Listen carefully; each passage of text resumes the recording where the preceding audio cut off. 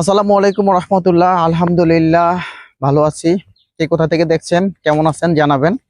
মানে কথা একটু উল্টাপাল্টা হচ্ছে মনে হয়। যাই হোক, হাসতেছে কেন ভার্জিন? পবিত্র মাহের রমাদান মাস চলতেছে। পবিত্র মাহের রমাদান মাসে আজকে হচ্ছে বৃহস্পতিবার। আজকে একদম সকাল সকাল বোটানিক্যাল গার্ডেনে চলে আসলাম। উদ্দেশ্য হচ্ছে সকালের যেই মানে প্রকৃতির যে একটা আবহাওয়া নীরব, প্রকৃতির যে একটা নীরব সৌন্দর্য, প্রকৃতি যে আমাদের জন্য অপেক্ষা করতেছে, আসলে এটার জন্য সকাল সকাল চলে আসলাম গার্ডেনে। আমি আছি, আমার সাথে আছেন আমাদের আব্দুল্লাহ ভাই, আমার সাথে আছেন এই যে ফারজিন। ফারজিন, কি অবস্থা বলো? এই তো আলহামদুলিল্লাহ আছি, ভালো। আপনি ভালো আছেন? হ্যাঁ আলহামদুলিল্লাহ। মানে গার্ডেনে এসে কেমন লাগতেছে একটু বলো। এই তো মিরপুরে ফুসফুস। ফুসফুস। আচ্ছা, ভাই যাই হোক। হাতে গান ভাই। আপনি ফুসফুস। মিরপুরে ফুসফুস না, মিরপুরে ফুসফুস ঠিক আছে।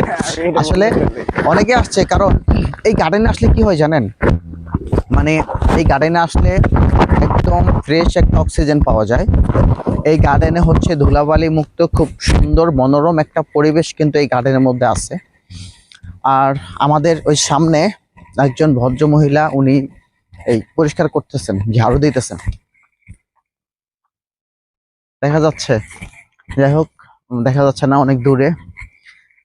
তো মাঝে মাঝে প্রকৃতির মাঝে আসবেন, মাঝে মাঝে প্রকৃতির মাঝে আসলে আসলে প্রকৃতিকে ভালোবাসবেন।